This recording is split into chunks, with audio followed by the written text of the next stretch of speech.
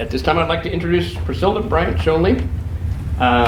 Priscilla has worked as a clinical social worker for 32 years, beginning her career as a child therapist. Priscilla helped to develop a unique day treatment program for behaviorally challenged middle school students in a rural, poverty-stricken school district in upstate New York. Later, Priscilla began to work with the psychiatrically challenged adult population until being employed by the VA, the Veterans Administration, in Martinsburg, West Virginia, for 14 years. It was there that Priscilla found her calling from God, working with veterans diagnosed with PTSD from combat and military sexual trauma. Priscilla retired in 2022 and is currently working in private practice. So please welcome Priscilla Grant Schoenly. Thank you so much. Thank you. Thank you. Thank you. Thank you. So, I do things a wee bit different. I have done groups before, and that's just been my forte. I love groups, and I think it's so wonderful. And I just want to get a sense from all of you. What is your understanding of PTSD? I'd say it's something that you go through that is so terrible that it affects the way you live. Yep. Very good. What else? As a therapist, maybe I'm cheating here, but with the cutting edge science, I think traumatic experiences are recorded in the brain, and specifically the amygdala. And the amygdala pays no attention to logical, rational. I say to my clients sometimes, to illustrate the point, I say, you know, a combat veteran is walking down the street on July 2nd. And we all know that people don't wait till July 4th to set off fireworks. Right. And M80 goes off and he ducks for cover. Right. He's been amygdala hijacked. In Yeah. other words, his front brain says, I'm not in Iraq anymore. This is July 4th, and that's just a loud noise. But Right. he ducks for cover. Right. That's Yes. triggering and getting amygdala hijacked. Yes. Very good. Thank you. Yes. And I think the S part of it, the syndrome part of it is, the difficult thing is that this is cyclical. It comes back and it comes back and it comes back. Exactly. Exactly. Yes. Anybody else? I forgot sorry about that, Paul. I just have to let you know, I have a little bit of a hearing problem. And so I'm for the most part, I'm really good, but in some cases, I may have to ask you to speak up just a wee bitty. Thank you. What else? Well, Okay. it can be, oh, sorry. Go ahead. It can be a situation which is traumatic that's not military related. It could have been something in your childhood, or maybe when you're in your 20s and you have a death in the family, something like that, which is so devastating, you can't get over it. Exactly. Yep. Yep. Yep. Anybody else? Good. Life is PTSD. PTSD is life. Just a little history of it, because, and you are totally correct, we are beginning to really understand exactly what is happening. We're on the cutting edge because it is about the brain.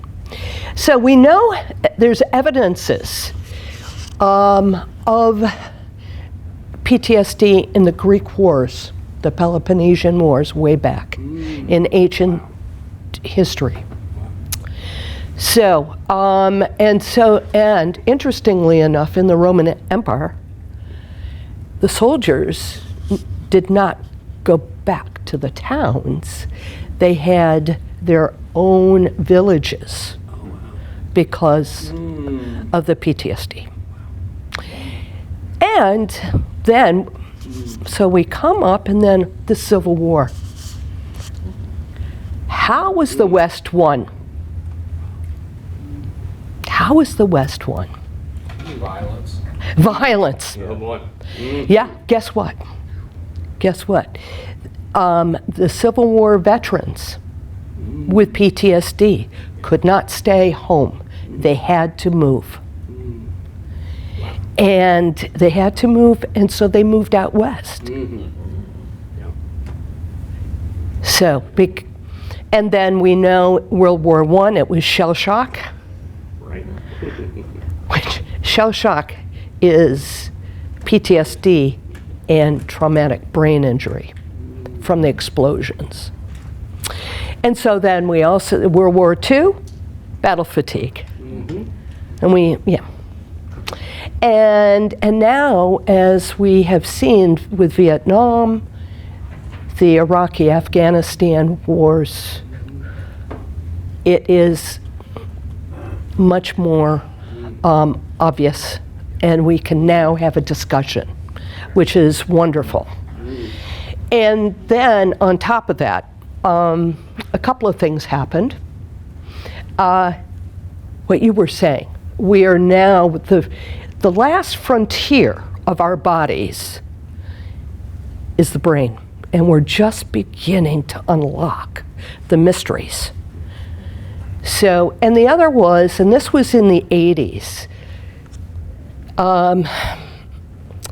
there was a movement in the discussions regarding child sexual abuse and military trauma, and it all came together. And that was the beginnings of our discussion and the treatment of PTSD as we know it now. So PTSD is post-traumatic stress disorder. It is, and it can be, I was reading before I came, there's 4 different classifications. I'm not really going to go into them, but I call them the little t, the little trauma, and the big T, the big trauma. And what we're going to, well, I'm going to talk a little bit about the little t, because most of us have had little t. How many of you grieved, experienced profound grief? Raise your hands. What was that like? Devastating, right? Devastating. And as you were going through the grief process, the brain was just on fire, right? Okay. We now know, and thank heavens, I read this morning, is that they're now saying grief is PTSD. Wow. That's so. Yeah. Another little T would be it can be the natural disasters that we're experiencing. And people that do not have connections have a much more difficult time, or they do not have communities. That if that happens, that goes into the big T category. It becomes what I call complex post-traumatic stress disorder. So the big T is what we're going to be talking about today, because we can really see it. So we have to have, the first question I ask is, what was the traumatic event? What was it? What do you think a traumatic event would be?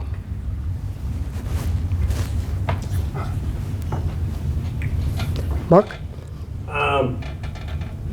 There was a movie that came out when I was about 5 years old, and the flyer for it had an image that shocked me.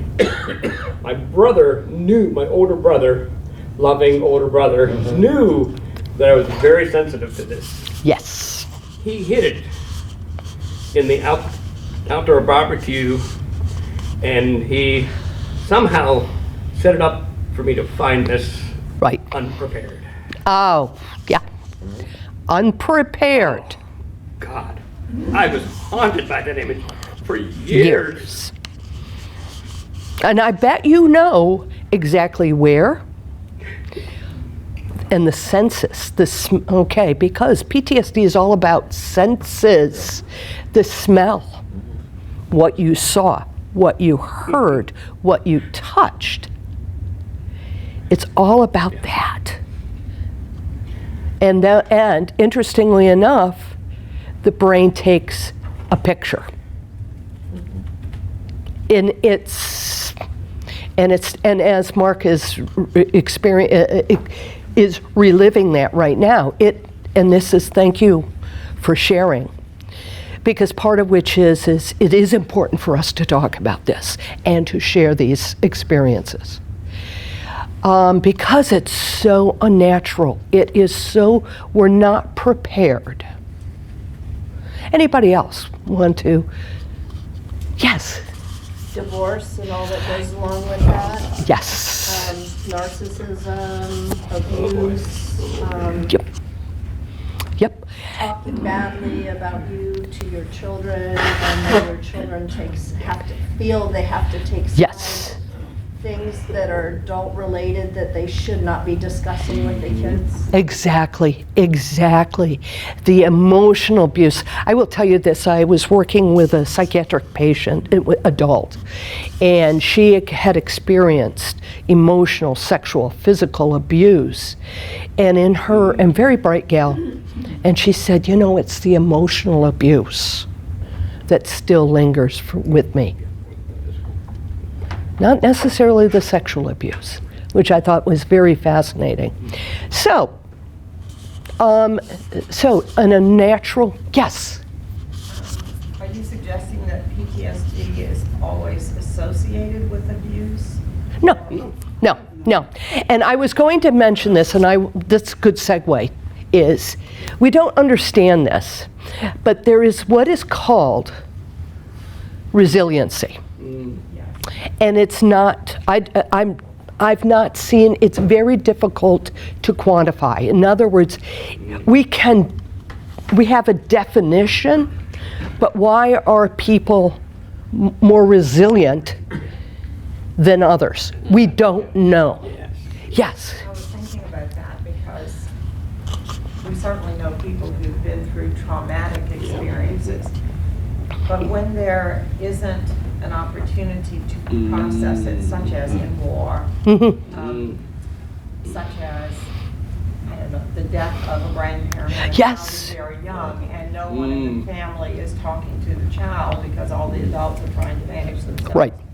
When there's not a way to process the emotion that goes with the event, that's when it kind of gets embedded in the brain and in the emotions, and eventually it will spill over in years to come. Right.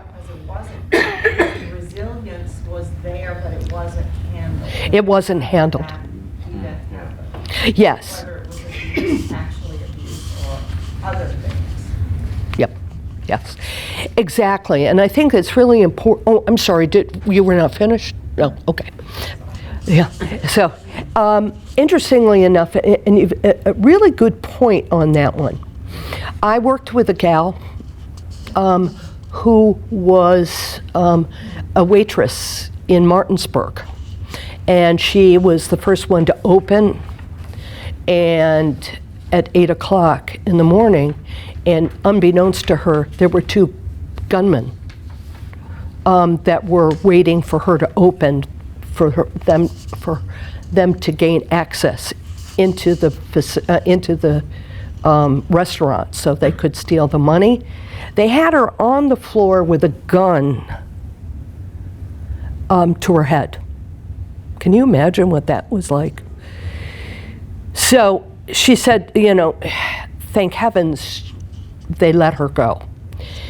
So so she came to me 2 days after the incident, and for 5 days we met and we talked and we talked and we talked about it, and also elicited those emotions.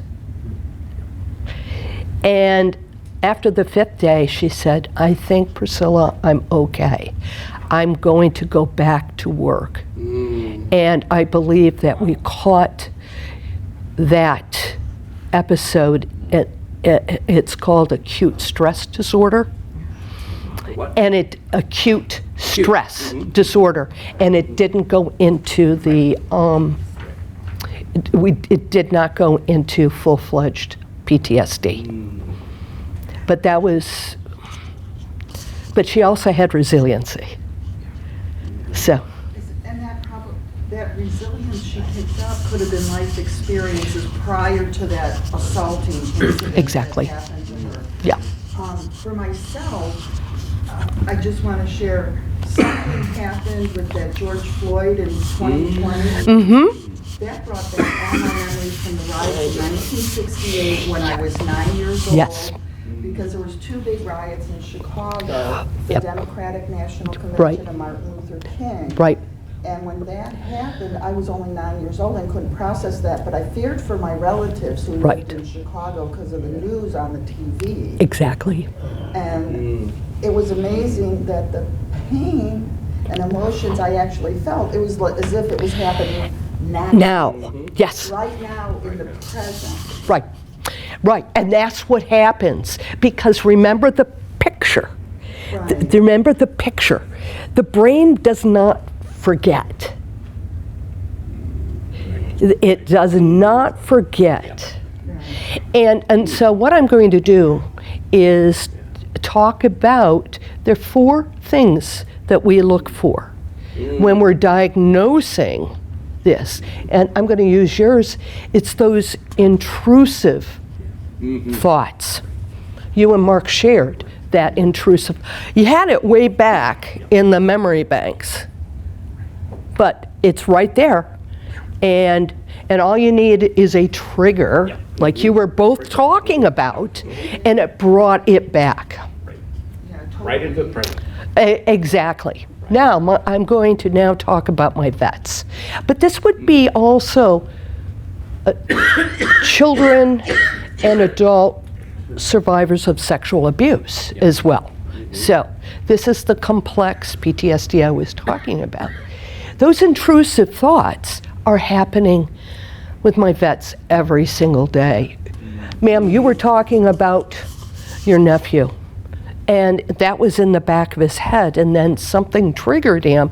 And so what happened was it was an everyday experience, probably for him. And it was horrible, reliving that traumatic event. So, and so what happens is, and in my opinion, is the gold standard for the diagnosis of PTSD is nightmares. How many of you had nightmares? Oh, boy.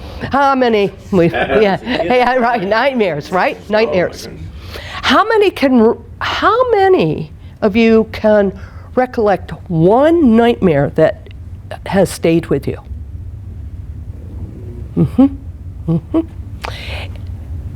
So, nightmares. And I will tell you this, and I love this, because with my veterans, it was nightmares and sleep. They are terrible sleepers. Part of which was it's their training. Their training as in boot camp, always on, and we'll talk more about that, always on guard. So, and we'll talk more about that. Hypervigilant. The hypervigilance. Yes, go ahead. I Yes. just have a very endearing anecdote to tell on the subject of nightmares. And I heard this many years ago when I was working up in Rockland County, New York. I'm from the Northeast. There was a combat veteran who was extremely severely traumatized, but then he was posted at West Point as an instructor, and he had horrific nightmares every night. Yeah. But he had a very, very loving wife, and he would wake up every night in terror, Yeah. and she would just hold him, That's wonderful. and he got over it. Yeah. Yep. You didn't need to go see it there. No, didn't need to see a therapist. No, exactly. Thank you. That was a great thank you. No, and I think that is a real success. And not, sadly, not all of my veterans are able to take in that kind of touch and don't have those connections, sadly. And we'll talk about the reason for that. So, sleep, and that is a suggestion for you all is to have a discussion on sleep, because that is the second most important aspect of life is sleep. You can die from the lack of sleep. So most of my veterans sleep 2-3 hours, and they're afraid. What's the first? Water. Water. The lack of water. Yeah, the lack of water, lack of sleep, lack of food. So isn't that interesting? Yeah. So, Torture technique. yeah, yeah. And nightmares, and why do we have nightmares? What is this? I love it. I love it. It's just because sleep and nightmares just, why? Nightmares, basically what it is when we go to sleep, our brain is processing all of the information during the day. So if I have intrusive thoughts about my traumatic event, guess what? The brain is going to sort out and say, oh, look at this. You were thinking about your traumatic event, and what are we going to do? We're going to reprocess it in a dream. Dreams are basically just reprocessing information during the day.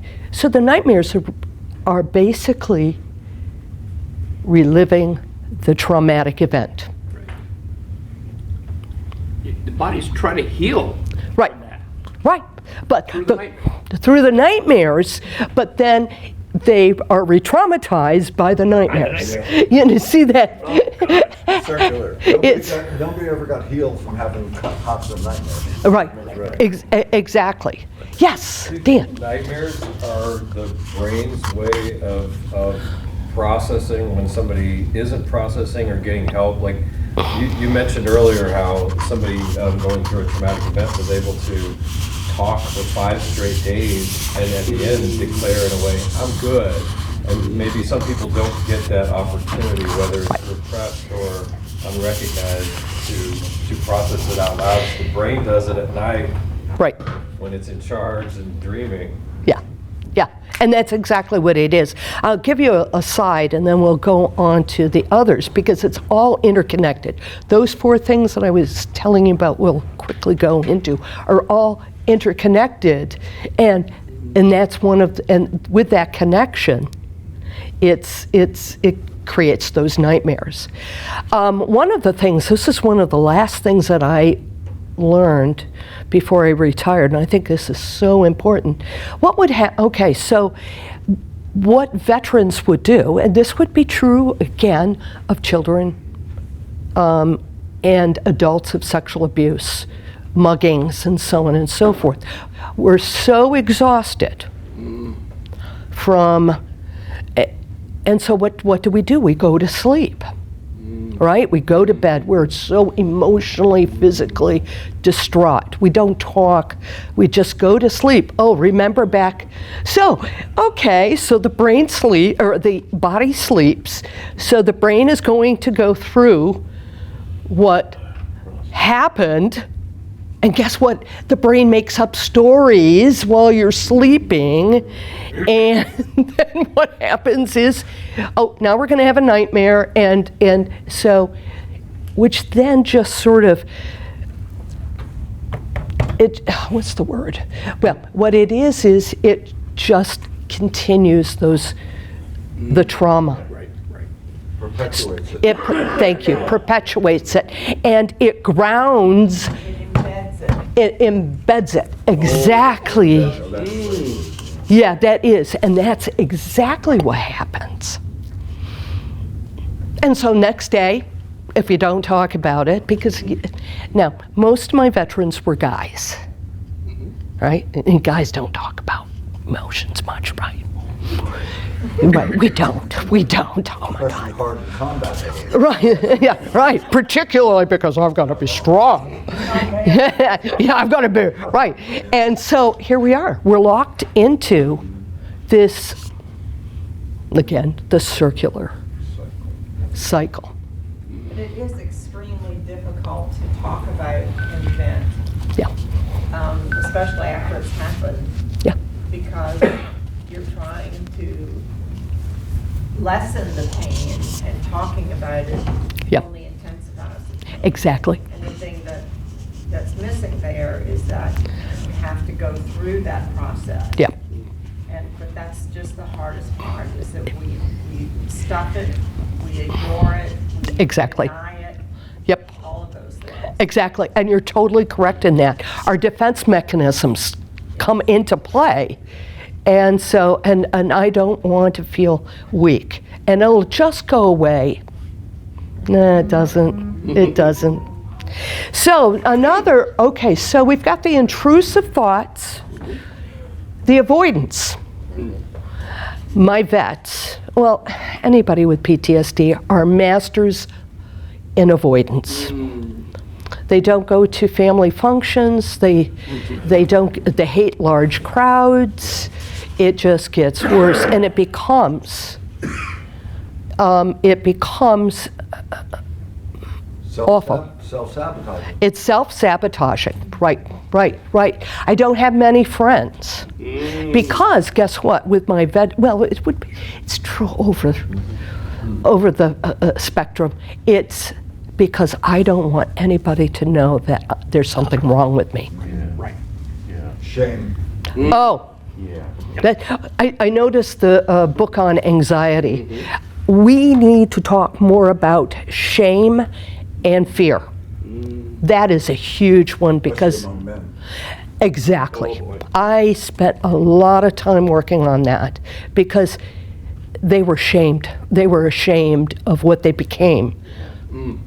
And so, just a little aside, I would say probably 80% of the time when I brought in a new, again, I'm going to say man particularly, would come and sit in my office the first time and just cry. Just cry. And they didn't know what it was because of that shame and the fear that people will look down upon me. So the third one is that it's on your sheet is changes in behavior and cognition. And that's an important one. And it sort of goes with the fourth one, the arousal and reactivity. Because part of which is the behavioral changes, we see that. And the mood. And it's based on the intrusive thoughts. I'm worthless. The world is unsafe. I cannot trust anyone. Everyone is out to get me. I can go on and on and on and on about those core beliefs. Now, this was the interesting challenge. I want you to think of one belief you have.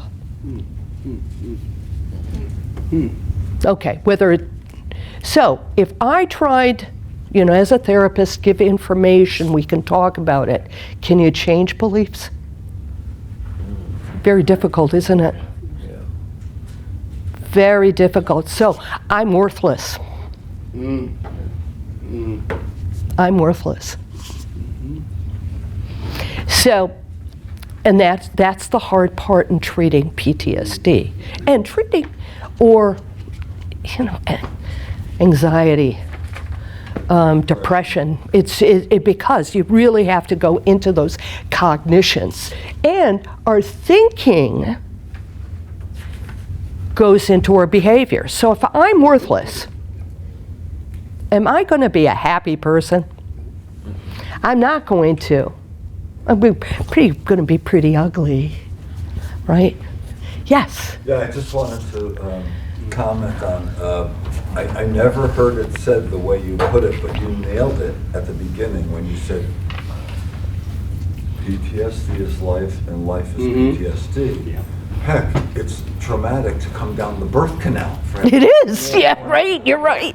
You're right. But then I've heard as a therapist, I've read scientific studies where, and don't ask me how brain researchers find this out, but they say the human brain is hardwired for safety. Now think of the implications of that with how unsafe a world we live in. Whether you're in a war zone or you're interacting, your spouse has an affair. There's so many ways to be traumatized. Right. Life is trauma. Life is trauma. I hate to say it. We need to let our kids know this. I really do. But it truly is. And so, again, and if you're prepared, not overly prepared, but you know that it could happen. I mean, how many people are in car accidents? You never think that's going to happen. We don't think of that. So those behaviors and thoughts about how do you describe yourself, huge. And the other piece, okay, so now we've got the reactivity and arousal. That goes into what you were talking about and what we're beginning to understand. Something I forgot to tell you, and I think that this is the best analogy or metaphor of PTSD. Okay, so what happens if you put so many plugs into one socket? What happens? So PTSD is a sensory problem. What, Mark, we were talking about earlier. It is, you're bombarded with, first of all, I am unsafe. And the body immediately reacts to survival. The amygdala is our feeling part in the brain right here. It's so very important because that is our most primitive piece of the brain. And it's all about survival. So what happens is, so you get that adrenaline rush, you're in survival. So what happens is, you go like this and I'm like, here's the trauma. And so what happens is, you're smelling, you're seeing, you're hearing, you're feeling, you're touching, you're tasting. Because you're in survival mode. And what happens is the brain short circuits, just like if you have too many plugs. And what we know is it's very difficult to put Humpty Dumpty back together again. And that's what happens. It changes the brain. We are really, I was, like I said earlier this morning, I was reading, and there's so much more information about this. I'm so happy people are taking this as a brain disorder. It used to be anxiety. It is a brain disorder. And and the thing is that arousal, that amygdala has been hyperstimulated, and it continues to be hyperstimulated. And what happens is, I'm unsafe, so they see somebody yelling. Here we go. Or I'm worthless, and he's judging me. My boss is judging me. I'm going to get angry because because there's no lid on that amygdala. What happens is, now I will give you this. This is the prefrontal cortex. This is our workhorse. This is our workhorse. And it is so very, very important. You were talking about ADHD. Children, adults who have ADHD, which I do have, that amygdala is, this part of the brain is cool. Wow. And so the amygdala is like, hey, and I'm going to react. Can you imagine a person who overreacts all the time? Can they hold a job? No, not very. Not very well. Can they have meaningful relationships? No. Can you imagine? Let's now put in, I'm a failure.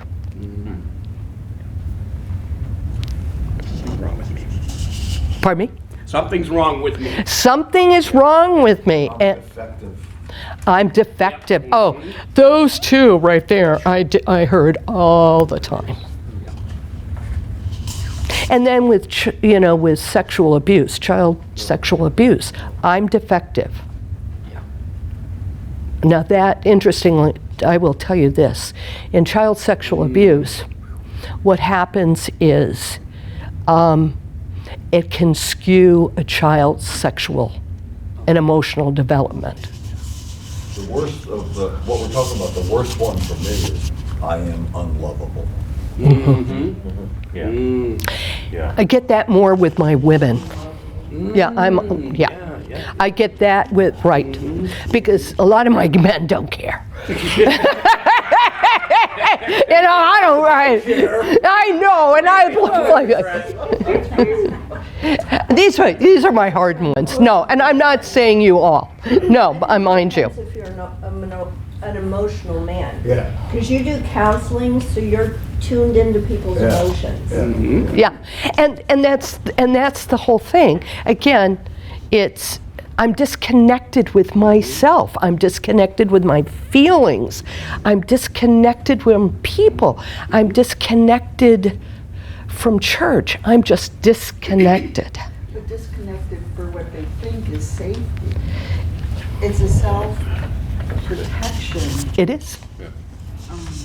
It is. Yeah, survival. It's survival. It is. Yeah. Yeah. It is a good point, Carol. It's just, it is. It is all about survival. And the other thing, particularly again, I'm going back to my vets, is how many veterans do I have here? Okay, so boot camp. Thank you. Yes, thank you for your service, both. But boot camp, and you're trained.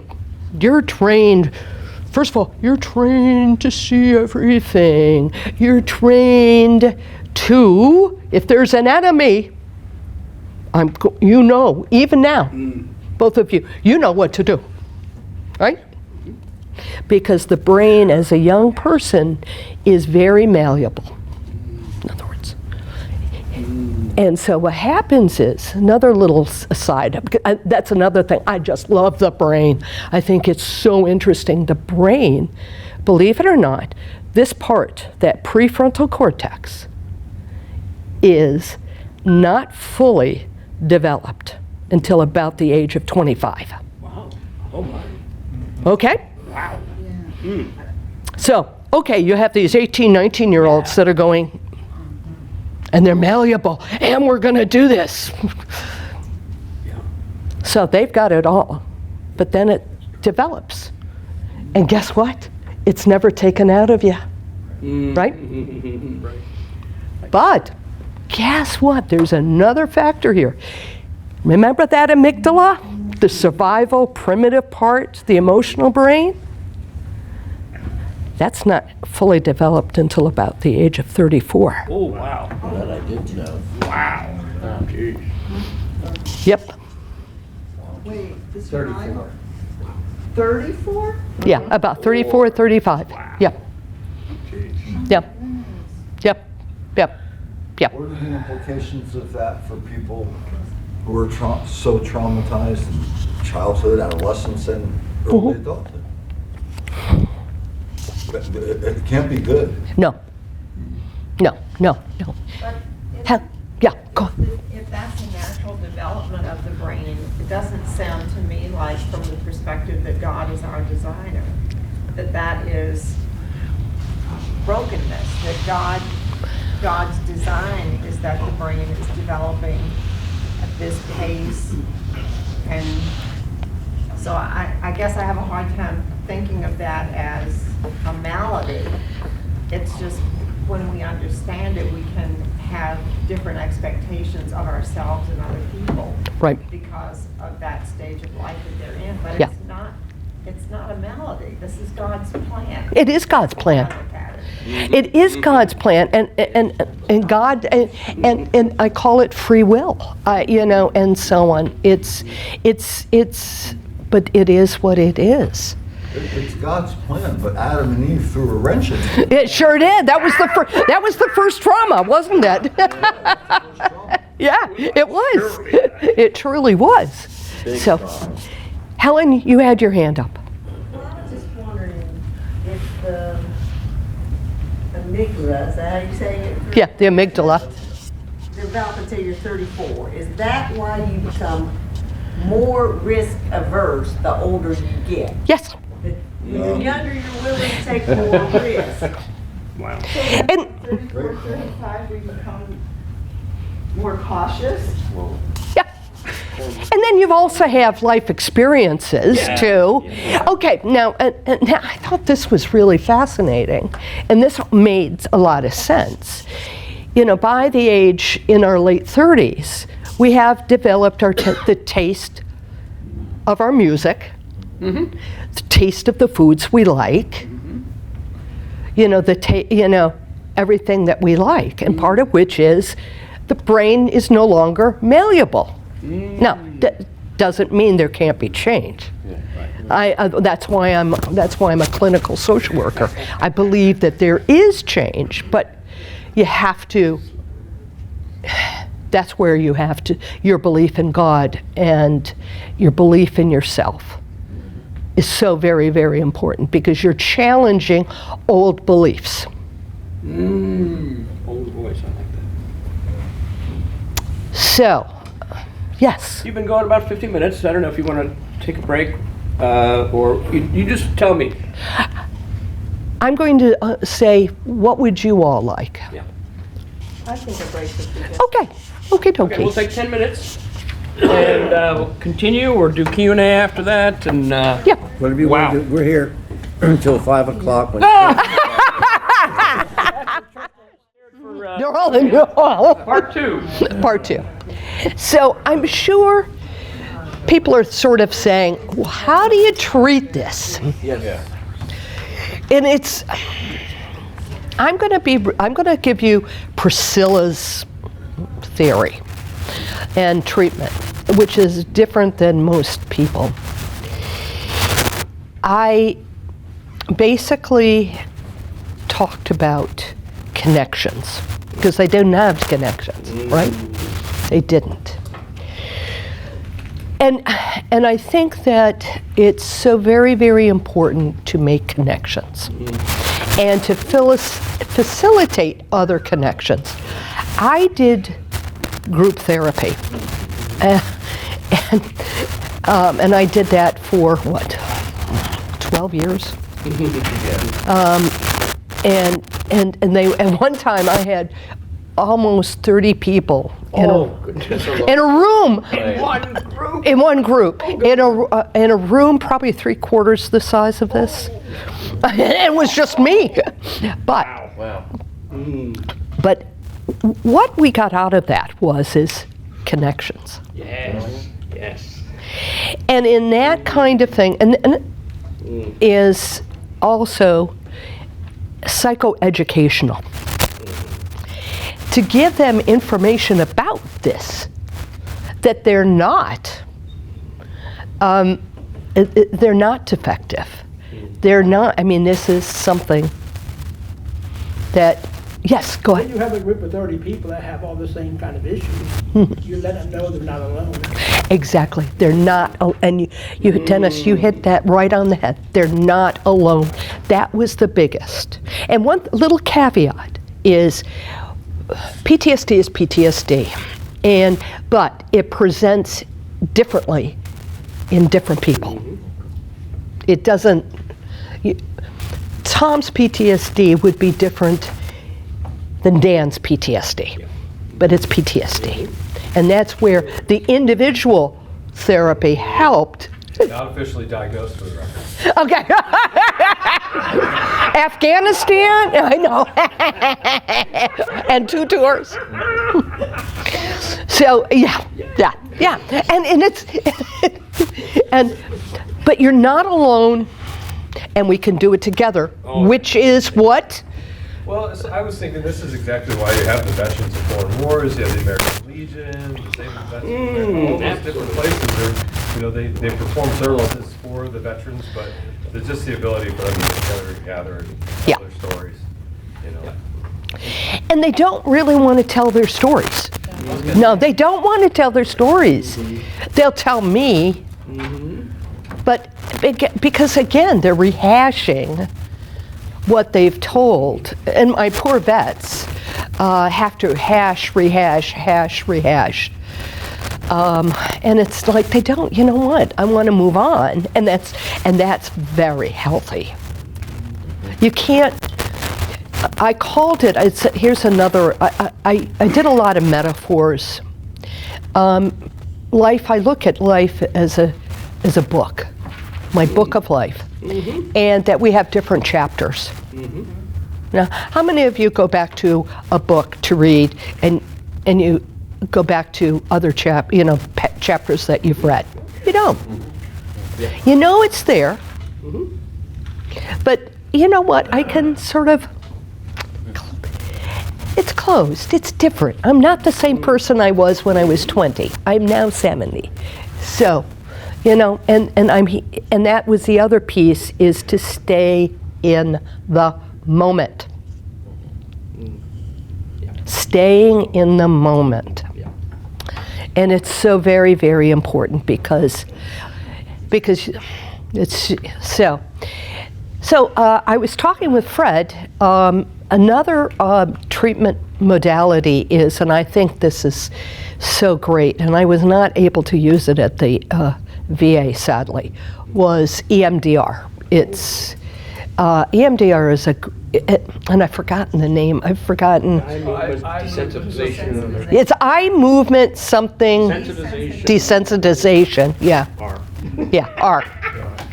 And I do think, because again, it addresses the brain. I've done cognitive behavioral kinds of modalities. Again, how many, yeah. I love it. I mean, it's important for people to begin to hear themselves and hear what your thoughts are, because that is a skill. I did a lot of skill development. Geez, how many people ever had skill development? I didn't. It was my little kids when I was a child therapist that said, that I learned skills. And skills, so socialization, arousal skills. How can I handle myself when I start to get angry? Remember that amygdala. And what Fred was talking about, the amygdala hijacking. So with my vets, they also do, what is that called? I was going to, where you rehash. And I think there's some success with that, but I just get worried about that, because are we going to re-traumatize ourselves doing that? So I think I'm going to open it up for questions.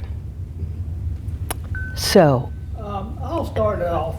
You said when you first started out that grief is PTSD, but in the DSM, they wouldn't put it in there because that's a normal function to losing somebody when they die. Right. Yeah. And part of which, again, is, it's Dennis, right? Dennis? Dennis, and it's a good point. And what we're learning, again, remember I said this is the frontier to our bodies. As we get to know the brain and unlock the secrets, they're beginning to make some changes. Like I read today, I said, yay, they have put grief into the PTSD category. One thing that I think you talked earlier about resilience. Yes. And so me and my brother can go through the same thing, and I can come through it okay, but he could have PTSD because of it. Yes, and we don't know, and that's very, very true. That you can see that you can witness and or experience the same traumatic event. And again, I think that, again, as we learn more about the brain, we're going to find that it's all about the differences in our brain structure, or I shouldn't say structure, how the brain works, because it's so individualized. Because we're individuals, we're unique. Yeah. Yeah, what I've learned about grief, like when your mother dies or your wife dies or something, if you grieve properly and come out of it, Yeah. you're okay. But if you keep continuing to grieve, you come into what they call long-term, It's prolonged. prolonged grief. Yes. And that is a mental illness that has to be dealt It is. It is. And I truly believe my veterans had prolonged grief, particularly those that lost friends and they witnessed it. And killing particularly children. Oh, God. Yeah. Yeah. Yeah. Yeah, when they retire, they have more time to think on these things. Oh. While they're working, raising the family, they're busy with their family. Exactly. Even though they're dealing with these things. And then when they retire, all this comes crashing down on them, Right. and then they have problems.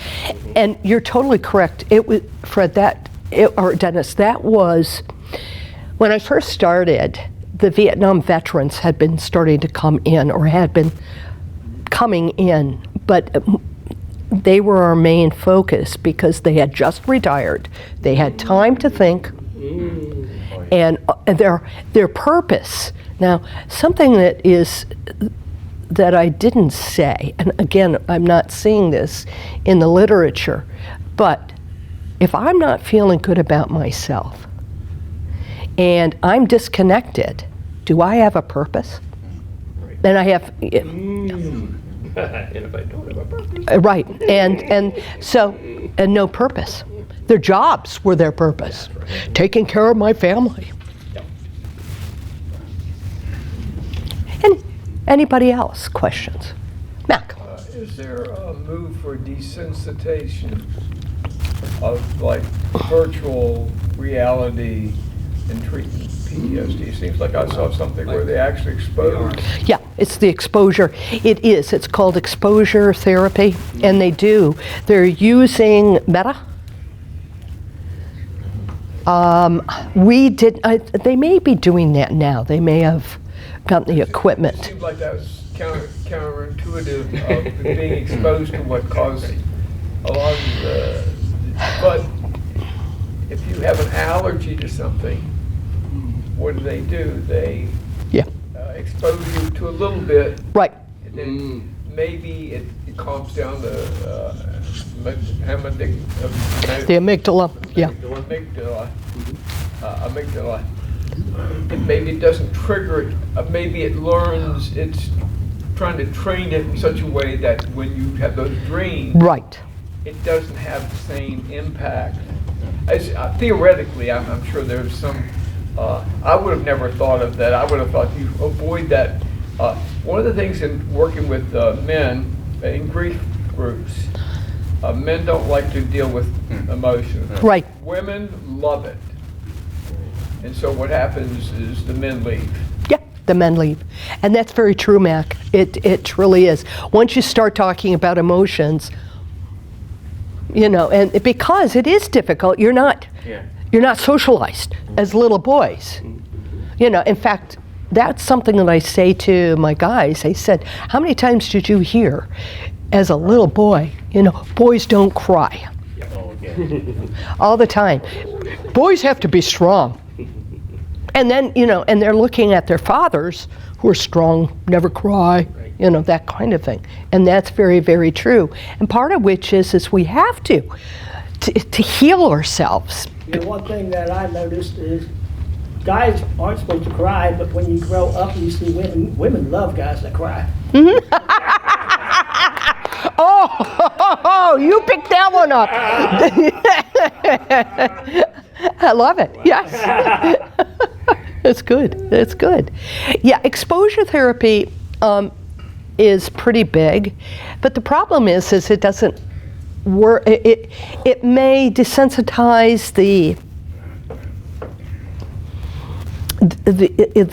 event, but it does not necessarily talk about those core beliefs. The world is unsafe. Boy, I'm 100% of my veterans. But if they take and desensitize it, wouldn't that be easier then to talk them through it? Or would that make it harder because they don't have it there to talk about? You talk about it, and you talk about it, and you talk about it. And then the therapist then starts so how did you feel at that moment? Yeah, they'll come up with the answer if you just hold your tongue for a while. Right. They'll figure it out. Right. Yeah. Right. And once again, as a therapist, not every treatment modality will work for everyone. And so that's where okay, tried that one, that didn't work. Yeah. Priscilla, you talked about coping skills and traumas can come along for some people and it may roll off their back or at least not affect them. Coping skills, you know, as you mentioned, when you're 25 and 34 or whatever the ages are, your coping skills and your way of dealing with life pretty well locked in. Some of us, you know, have had, I'll say, a good childhood with good family and good faith and have developed, because of mostly of those reasons and their personal choices, have developed good coping skills. Yeah. But there's a lot of people that have in childhood been abused physically, mentally, emotionally, sexually. You go into school and you're teased and you're taunted and well, you know, I bet you can't just take one shot or whatever the case may be. Right. So for those people that have, if I could say the word, underdeveloped their coping skills, how can they, after 34, develop better coping skills? It's, you know, I'll tell you something. It's a very, very good point. People have to want to change. And the thing is there's so much fear and there's so much shame. You have to go to that first. And basically saying, we can do this together. It's going to be some difficult but fun work, but we're going to do it together. I'm of the old school of therapists, where the belief is in the quality of connection between the therapist and the patient, which is not the norm now. But that is because we can do a lot of laughing and we can do a lot of crying. And laughter is so, so important. It really is. Go ahead, Paul. Go off that, because that was my issue. I didn't want to change, and I couldn't. It's like a part of me wanted to change, but I couldn't. I remember 15 years ago saying all day, I'm not going to go to the bars, I'm not going to go to the bars, I'm not going to get blackout drunk. Yeah. And at 9:30, I'm walking to the bar going, I said I wasn't going to do Right. this.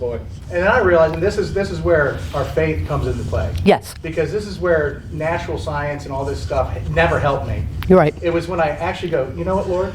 I really don't want to, and I Right. don't even want to pray for you to change me because I actually love this too much.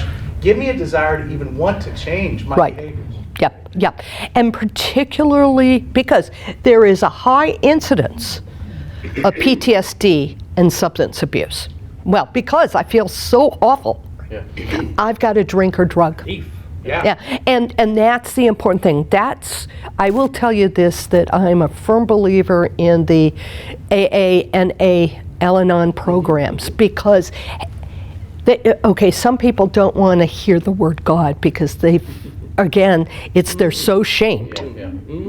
I'm not worthy of God, but they'll do a higher power.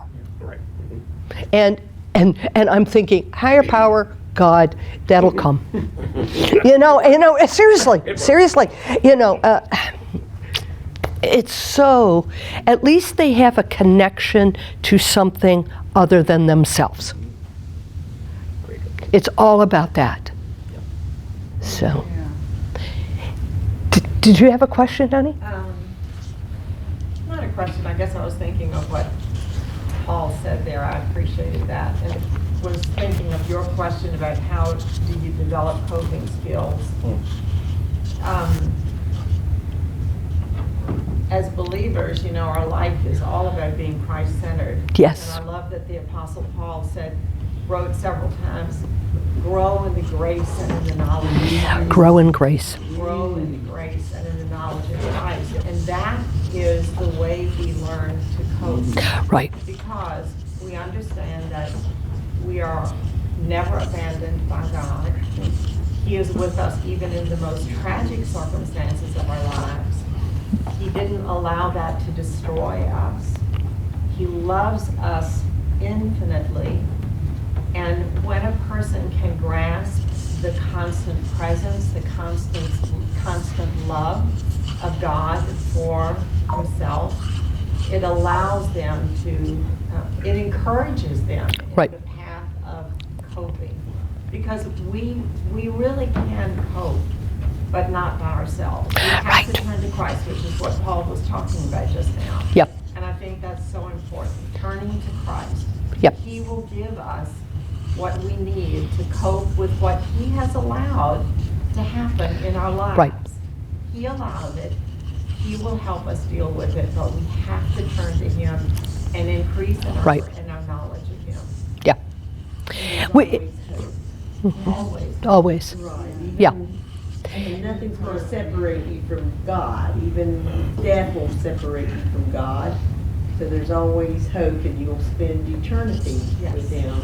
So that's something that helps you on a day-to-day basis, just knowing that. It's that spiritual connection that we have to have. And I think that because part of PTSD, the traumatic event took away your spiritual connection.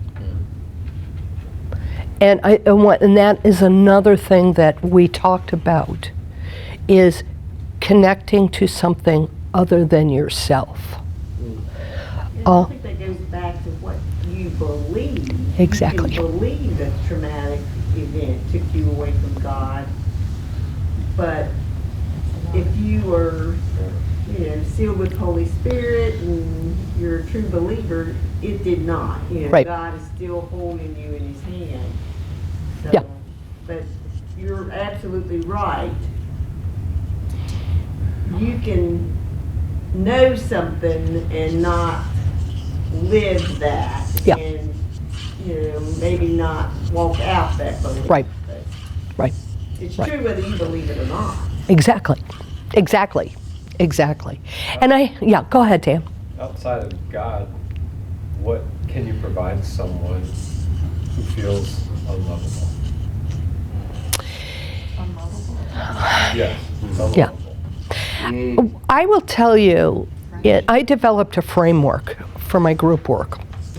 And I will tell you, and it was based on It was based on a book that I read from one of my, and I'm going to call him my mentor. It was called The Egoless Self. And it was written by Cardwell Nuckols, a great book. He is a Christian writer. He is a neurologist and a psychologist. And interestingly enough, he talked about that spiritual growth. And I had to be, because I worked, in a government building, and I had to be careful about using the word God. So, and it was okay. So what I did was I used, her name is Tara Brach. Tara Brach goes along with a line with Buddha. It's not Buddhism, it's Buddhist teaching. And as I put it is Buddha is a son of God. I mean, we're all children of God. And so that was a way, and she coined this, and I love this, the trance of unworthiness. Isn't that a powerful, powerful statement? And the trance of shame. And so, again, it was trying to connect that spiritual piece. Because a lot of these individuals didn't have that connection, even as kids. Right. So. Yeah. There's a verse out there for the ultimate of unlovables. Romans 5:8. Yeah. God demonstrates his own love toward us that while we were still sinners, yeah, Christ died for us. Right. And they will tell you, we are sinners. Yeah. I am so ashamed of what I did, or I'm so ashamed of my body. If you want to go into the heart of stuff, is all about that shame. Mac. I was just thinking that I think Christ wants us to transition from being victims to victors. Yes. And with his help, yes, we can make that transition instead of thinking of ourselves as victims of whatever. Yes. Victimhood, we can be victors through his Spirit. Yeah. And the more we move our thoughts toward him, I think the healing can occur. Yeah. And I totally agree with you on that one, because yes, even though my men never said they were victims, but their thoughts. If I get all that shame, I'm a victim. Now, my survivors of sexual abuse would talk about the victims, and we would talk about those. Again, let's go into those core beliefs. And say, is that a victim thought? Victim thought. It's like being powerless. It is. When I say victims, I'm talking about you can feel powerless over this, yes. which it's in the way you use the word. But God wants us to be victorious. Yes, exactly. We can be. And that is the movement, because if I'm surviving, I have to control my environment, right? So control is power. So I've got to give up control to gain power. Because again, the belief system is distorted. Those intrusive thoughts are irrational and distorted. And that's how I love that word, distorted thoughts. What was that book by Tara? Radical Acceptance. Radical Acceptance. Okay. Are you going to get enough for the whole class? The whole class. It really is, yeah, right, exactly. It's the egoless self and the radical acceptance were the two main guides for me. And both of them spoke to me. So I'm gonna, can anybody else have any questions? Yes, I got Fred. one that's kind of off for what we've been talking about. Right. Because you deal with older people. My wife, when she was a child, she quit talking and they put her in a mental hospital. Oh. She had Yes. trauma. Mhm. And she wouldn't talk. And Yep. she finally started talking. I have a feeling they might have given her some kind of medication. Yeah. So she would start talking. Yeah, probably. Again, she was so afraid. I can't talk about it. I just can't talk about it. Anybody else? I'm going to share one thing with you, and this is it was towards the end of my career, and I'm a genealogist, and yeah. And You're a real genealogist. real genealogist, exactly. Yeah. Hey, and I'm part of the Viking group. Yes, right. So it was funny, and I've always loved history and family history and so on and so forth. And all of a sudden, I put something together. My grandfather was in the British Army during World War I, and was in the trenches, and was burned a little bit with one of those fire throwers or whatever they call it. Yeah. And interestingly enough, came home married my German grandmother. They then they moved to Britain. And the story that my mom said is my grandfather had a gun, I guess, or something like that. He was so angry.